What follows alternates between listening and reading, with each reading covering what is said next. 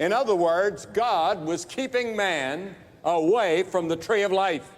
Because if man had eaten the tree of life, he would have lived forever in his sins without any hope of redemption.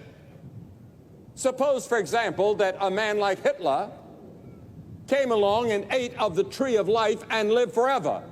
And we would have Hitler for thousands of years and many more Hitlers. And they would control the earth. And so God sent death along as a judgment, but also a blessing. Because every generation comes and dies and a new generation is born. And all the Hitlers of the world die eventually. And the Bible says in Ecclesiastes 3:2, there's a time to be born and a time to die. It's appointed unto man once to die, but after that the judgment. But often I find as a clergyman that people do not wish to talk about death. Why?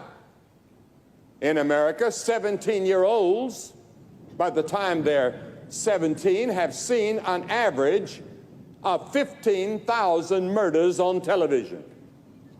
And there's a rash of bestsellers on death right now. And some think of death as a period of life. Sir Winston Churchill once said, the older you get, the more sleep you need. Finally, you sleep all the time. In life, there are many avenues, he said, but all lead to that all-embracing death. And I want to ask you tonight, are you prepared to die? Have you made any preparation at all for your death? Oh, yes, maybe financially you have. But what about your spirit, your soul that's going to live forever? Have you made a study of it? Oh, it occupies a lot of your thinking. I know that. But the loss and the severance of things you love, do not like to leave behind family and friends. And for others, it's not only a time of life, but it's a question mark.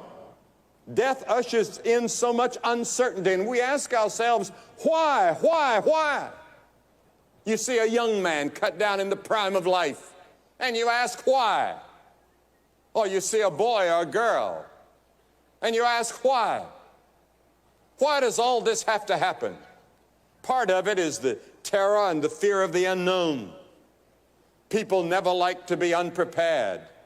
They're anxious about the future. And I want to quote one passage from Amos, the 4th chapter, that says, prepare to meet thy God. Are you prepared?